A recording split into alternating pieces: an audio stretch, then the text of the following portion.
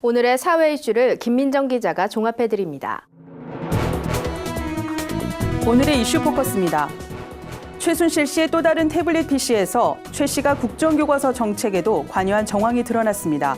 문제의 태블릿 PC에는 정부가 국정교과서 방침을 발표한 다음 날 박근혜 대통령의 말씀 자료가 들어있었는데요. 박 대통령이 당일 수석 비서관 회의에서 국정교과서에 대해 발언한 말씀 자료가 전날 최 씨에게 보내졌다는 겁니다. 정호성 전 청와대 부속비서관은 최근 특검 조사에서 이 사실을 특별히 기억하고 있다고 진술했습니다. 최 씨가 정확히 어떤 내용을 수정했는지는 밝혀지지 않았지만 상당한 입김이 작용한 것으로 보입니다. 제2의 태블릿 PC를 둘러싼 추가 조사에 관심이 모아집니다. 조기 대선 가능성이 높아지면서 야권의 대선 주자들이 본격적인 인재 영입에 나섰습니다. 더불어민주당 문재인 전 대표는 취약 지역인 호남 지역을 공략하고 있는 것으로 전해졌습니다. 국민의당 안철수 전 대표는 자신과 오랫동안 함께해온 측근들과 함께 캠프를 꾸리고 있고 박원순 서울시장은 시민단체 출신 의원들을 물색해 나갈 것으로 보입니다. 이 밖에 손학규 민주당 전 대표, 안희정 충남도지사, 이재명 성남시장도 발빠르게 움직이는 모습입니다. 특히 이 과정에서 어제의 적이 오늘의 동지가 되는 사례들도 많아 향후 후보들 간의 감정 싸움의 불씨가 되는 것 아니냐는 우려도 제기되고 있습니다. 주택담보대출을 1억 원 이상 받은 가구의 비율이 처음으로 50%를 넘어섰습니다. 주택금융공사의 조사에 따르면 지난해 주택담보대출 이용 가구의 52.8%가 1억 원 이상 대출을 받은 것으로 나타났습니다.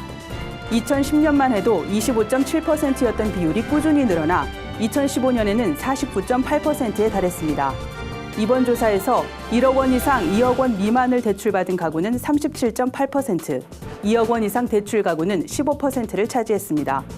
대출 만기는 30년이 가장 많았고 월 평균 상환 금액은 60만 원이었으며 41.5%가 월 상환액에 부담을 느낀다고 답했습니다. 올해 설 차례상 비용 얼마 정도 예상하고 계십니까? 한국물가협회가 전국 6개 도시의 전통시장 8곳을 대상으로 조사한 결과 4인 가족 기준 올해 설 차례상 비용은 20만 6,020원으로 작년보다 5.2% 상승한 것으로 나타났습니다. 총 29개 조사 품목 중 계란을 포함한 17개 품목의 가격이 올랐고 12개 품목의 가격이 내렸습니다. 특히 계란은 30개들이 특란이 작년 설보다 108.7% 오른 9,870원으로 조사됐습니다. 반면 나물류와 채소 가격은 하락세를 보였습니다.